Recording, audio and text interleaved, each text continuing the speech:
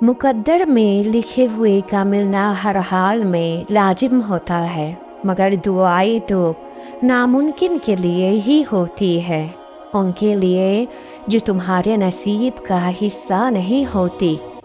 तुम कहते हो कि जब वो मुकद्दर में है ही नहीं तो फिर दुआ क्यों मांगूं मैं।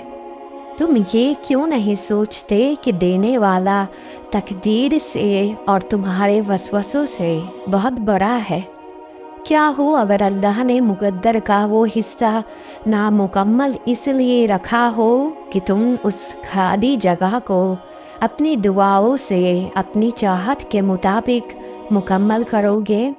क्या हो अगर वही तुम्हारा नसीब हो जिस पर तुम हिम्मत हार बैठे हो। सब्र से गुजार कर वो तुम्हारे यकीन का इम्तिहान लेता है, वो तुम्हें सजा नहीं देता है, वो तो बस तुम्हें अपने करीब करने के लिए आजमाता है।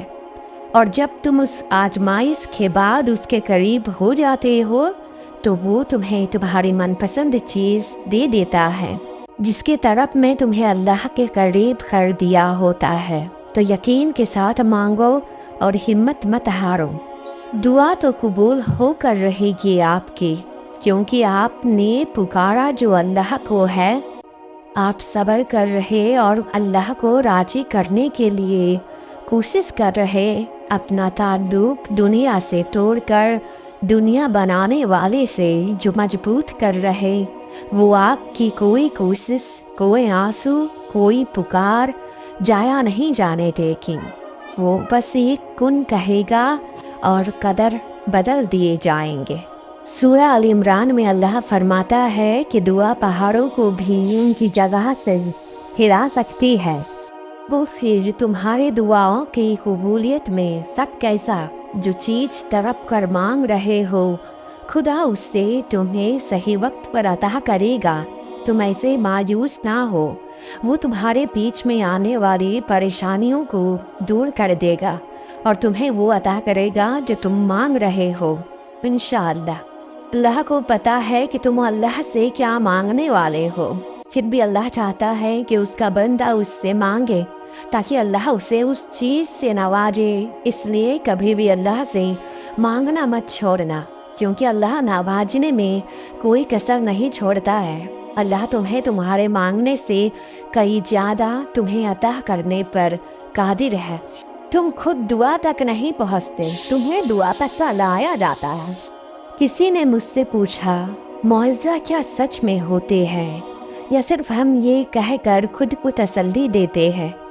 मुझे ये सवाल थोड़ा अजीब लगा कि हम इंसान कितने बेवकूफ़ होते हैं। हम सिर्फ उस चीज़ में मौजदा ढूंढते हैं जिसकी हम दिन रात दुआ करते हैं, लेकिन हम ये क्यों भूल जाते हैं हमारी ज़िंदगी में बहुत सी ऐसी चीज़ें हैं जो हमने मांगी भी नहीं, सोची भी नहीं, फिर भी वो हमें मिल जाती है।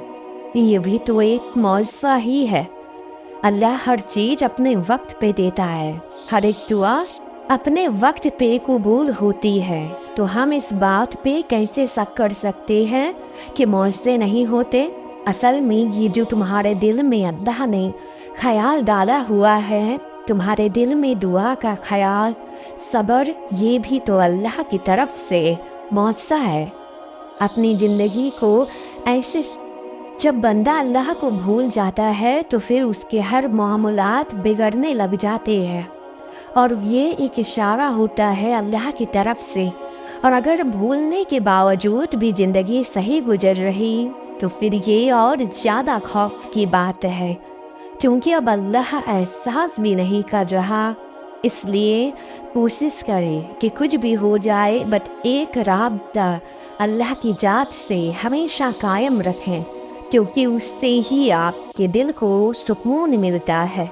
अल्लाह के लिए कुछ भी मुश्किल नहीं है। अल्लाह पर में तुम्हारे दुआओं को कबूल करने पे कादिर है। इसलिए अगर तुम्हारी दुआएं कबूल होने में वक्त लग रही है तो कभी ना उम्मीद हो के दुआएं मांगना छोड़ना मत।